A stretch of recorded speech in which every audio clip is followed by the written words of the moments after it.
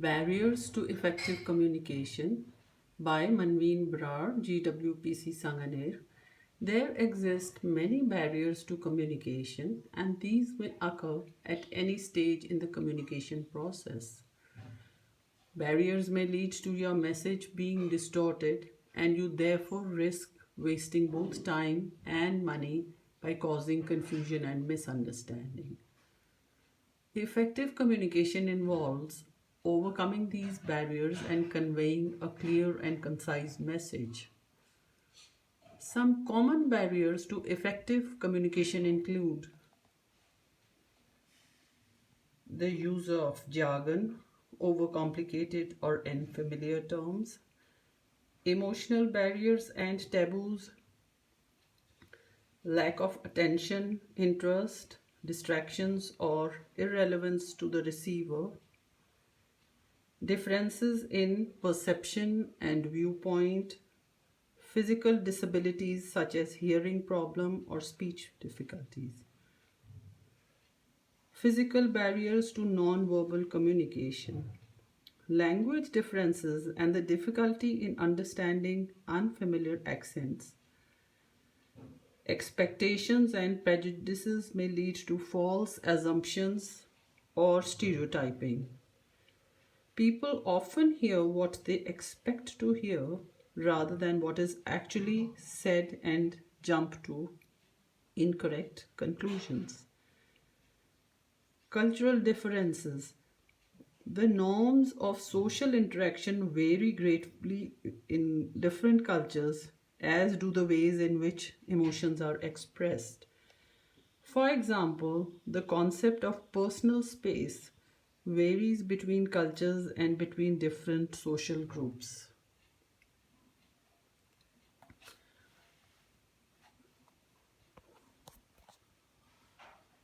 Now we move on to barriers of communication by category.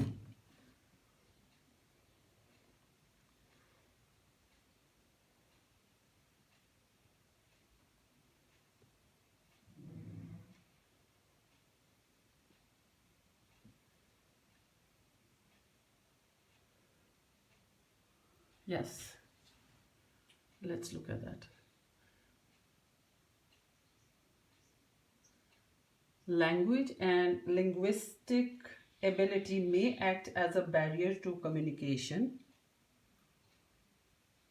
Even when communicating in the same language, the terminology used in a message may act as a barrier if it is not fully understood by the receiver or receivers. For example, a message that includes a lot of specialist jargon and abbreviations will not be understood by a receiver who is not familiar with the terminology used. We must remember to use language that can be understood by the receiver. Second, we come to psychological barriers. The psychological state of the receiver will influence how the message is received. For example, if someone has personal worries and is stressed, they may be preoccupied by personal concerns and not as receptive to the message as if they were not stressed. Stress management is an important personal skill that affects our interpersonal relationships. Anger is another example of a psychological barrier to communication.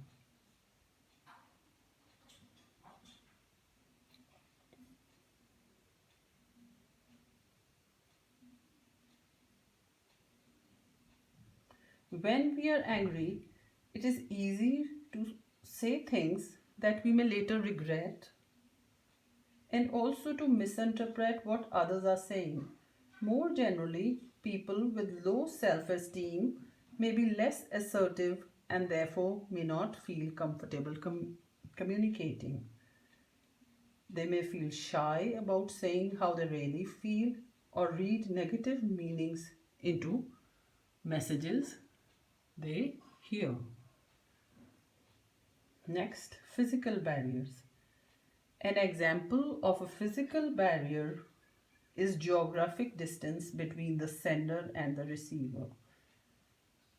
Communication is generally easier face to face or over shorter distances as more communication channels are available and less technology is required.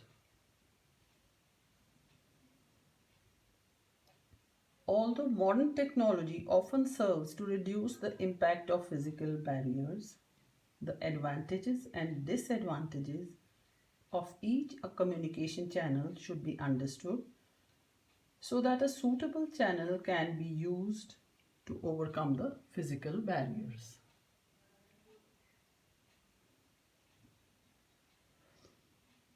Attitudinal barriers.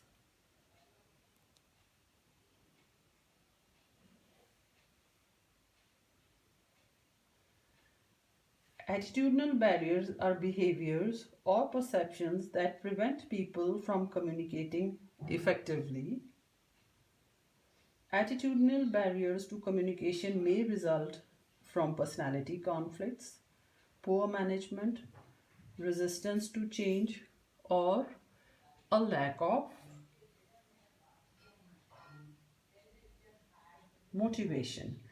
Effective receivers of messages should attempt to overcome their own attitudinal barriers to facilitate effective communication.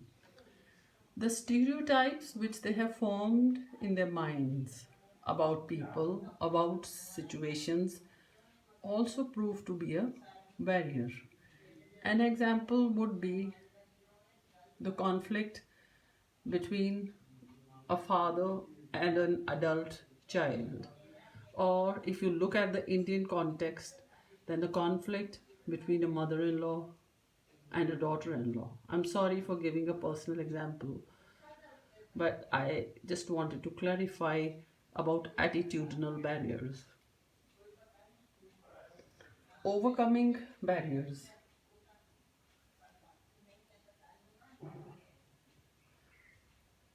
Listening carefully is, I think, one of the most important tools used by the skilled communicator.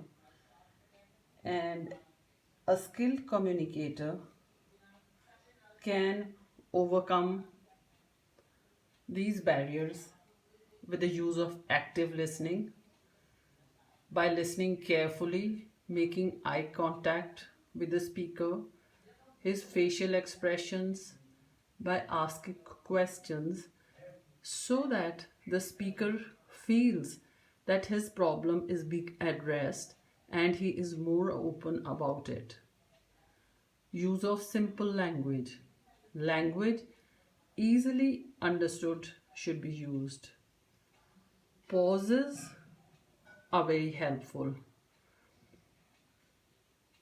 Asking questions, giving feedback, these help a skilled communicator to get across to the other person.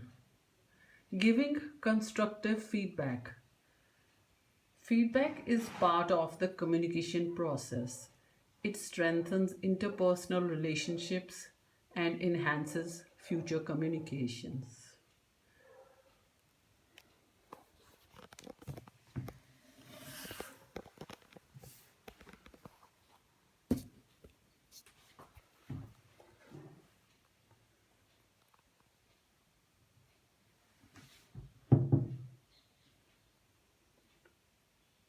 Communication is indeed the very lubricant that makes machinery of human relations function smoothly. Therefore, the significance of communication cannot and should not be underestimated. Sometimes difficult situations in life can be resolved by just sitting down and talking about it. Communication can resolve more issues than guns and wars are known to do. Thank you.